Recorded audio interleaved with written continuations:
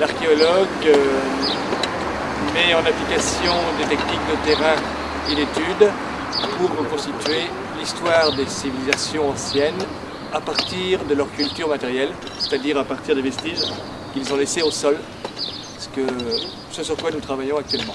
Alors ici, à Ivry-sur-Seine, nous avons découvert plusieurs choses. Une maison villageoise du XVIIIe siècle, dans laquelle nous sommes. Et il y a aussi des vestiges beaucoup plus anciens, puisqu'il y a un petit peu du haut Moyen-Âge, sur lesquels travaillent mes collègues, matérialisés par ce qu'on appelle des fonds de cabane. Il y a un petit peu de gaulois dans la parcelle derrière le bâtiment, et du néolithique, c'est-à-dire de la préhistoire. Je dirais qu'on peut arriver à exercer le métier d'archéologue en ayant une bonne culture générale et surtout une formation de terrain, ce qui s'apprend peu ou pas à l'université.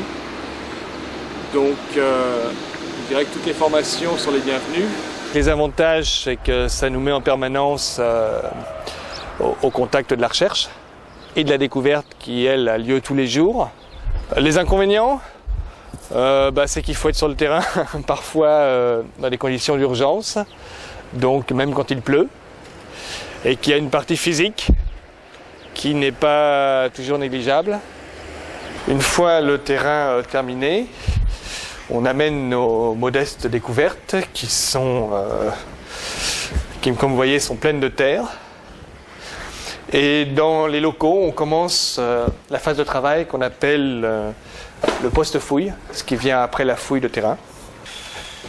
Vous voyez, tout ça, il faut essayer de recoller un petit peu, dessiner ce qu'on va voir et après comptabiliser et interpréter. C'est ici qu'on élabore ce qu'on appelle les rapports synthétiques qui rendent compte dans un document écrit de nos découvertes. Et ça, c'est très important parce que c'est la finalité du travail.